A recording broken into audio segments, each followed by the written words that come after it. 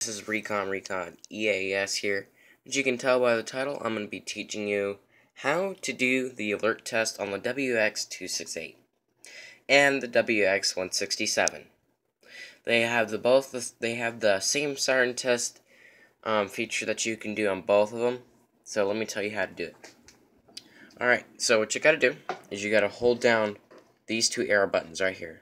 This one and this one.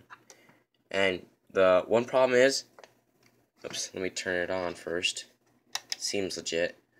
What you gotta do is hold these two down.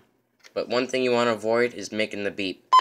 If you do that while holding them down, it's not gonna work. So you have to hold them down without making noise. Oh, that failed. That failed. There it goes.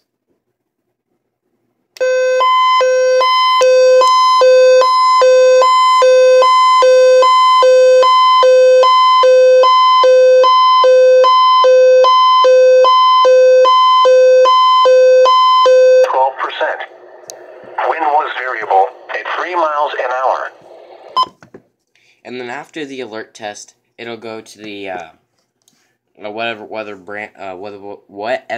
band you have it, or the AM band. And what you basically do is you activate your own test demo. So it says the National Weather Service in all regions has issued a practice demo effective until 1922 for the following counties. All regions originator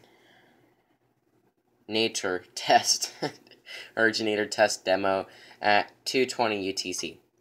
And that's what it is. It's a siren test that you can do on both radios, 167 and the 268, and you basically do your own little test demo. Alrighty guys, I hope you liked the video. This is Recon. Please like and subscribe. And I will also show you a few more things about this radio to help you guys out. And if you have any questions, please go down in the comments and ask me about the WX-268. And I will see you guys later.